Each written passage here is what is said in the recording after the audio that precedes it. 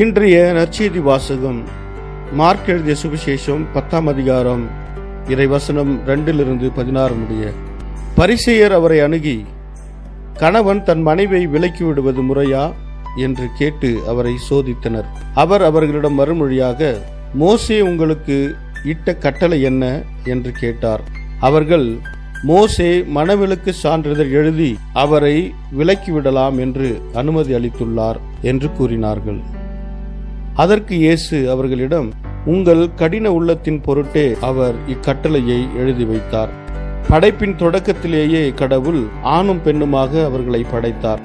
இதனால் கணவன் தன் தாய் தந்தையை விட்டு தன் மனைவியுடன் ஒன்றித்திருப்பான். இருவரும் ஒரே உடலாயிருப்பர். இனி அவர்கள் இருவர் அல்ல, ஒரே உடல்.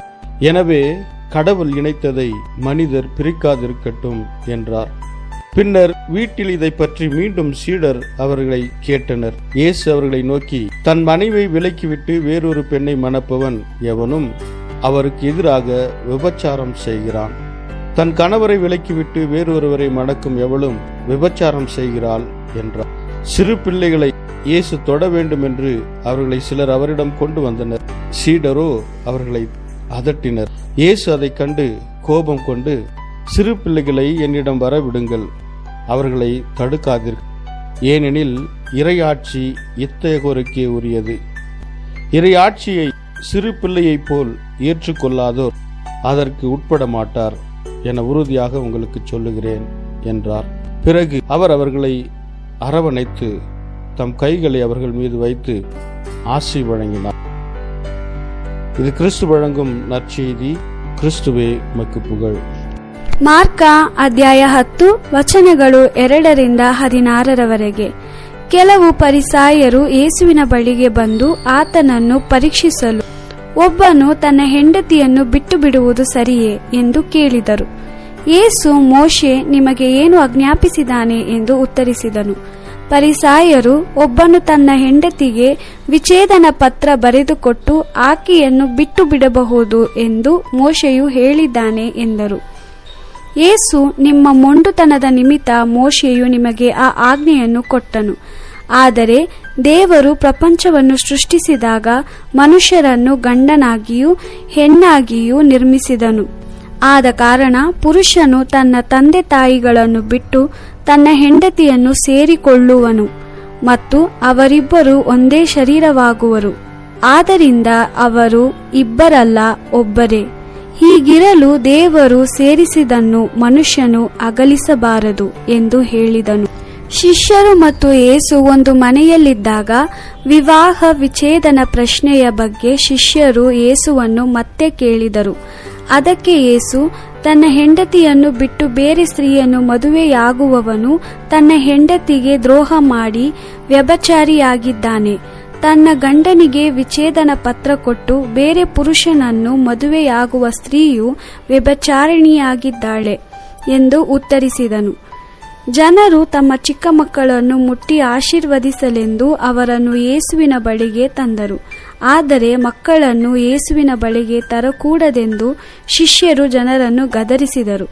ಇದನ್ನು ಕಂಡ ಯೇಸು ಕೋಪಗೊಂಡು ಅವರಿಗೆ, ಚಿಕ್ಕ ಮಕ್ಕಳನ್ನು ನನ್ನ ಬಳಿಗೆ ಬರಕೊಡಿಸಿರಿ, ಅವರನ್ನು ತಡೆಯಬೇಡಿ, ಏಕೆಂದರೆ ದೇವರ ರಾಜ್ಯವು ಇಂಥವರದೇ. ನಾನು ನಿಮಗೆ ಸತ್ಯವನ್ನು ಹೇಳುತ್ತೇನೆ, ನೀವು ದೇವರ ರಾಜ್ಯವನ್ನು ಮಕ್ಕಳ ಮನೋಭಾವದಿಂದ ಸ್ವೀಕರಿಸದಿದ್ದರೆ ನೀವು ಅದರೊಳಗೆ ಸೇರುವುದೇ ಇಲ್ಲ ಎಂದು ಹೇಳಿದನು. ನಂತರ ಯೇಸು ಮಕ್ಕಳನ್ನು ತನ್ನ ಕೈಗಳಿಂದ ಅಪ್ಪಿಕೊಂಡು ಅವರ ಮೇಲೆ ತನ್ನ ಕೈಗಳನ್ನಿಟ್ಟು ಆಶೀರ್ವದಿಸಿದನು. ದೇವರ ವಾಕ್ಯವಿದು. ದೇವರಿಗೆ ಕೃತಜ್ಞತೆ ಸಲ್ಲಲಿ. Gospel according to Mark, chapter 10, verse 2-16. Some Pharisees also came and in order to test him asked, "Is it lawful for a man to divorce his wife?" He replied, "What law did Moses give you?" They answered, "Moses allowed us to write a certificate of dismissal in order to divorce." Then Jesus said to them, "It was because of your hardness of heart that Moses wrote this law for you. But in the beginning of creation, God made them male and female, and because of this, man has to leave father and mother and be joined to his wife, and the two shall become one. So they are no longer two, but one. Therefore, what God has joined, let no one separate." When they were indoors at home, the disciples again asked him about this, and he told them, "Whoever divorces his wife and marries another commits adultery against his wife, and the woman who divorces her husband and marries another also commits adultery." People were bringing their little children that he might lay his hands on them, and the disciples rebuked them for this. When Jesus noticed it, he was indignant and said, "Let the children come to me and do not stop them, for it is to such as these that the kingdom of God belongs. Truly I say to you, whoever does not receive the kingdom of God like a child will not enter it." Then he took the children in his arms and laying his hands on them, blessed them. This is the word of the Lord. Thanks be to God.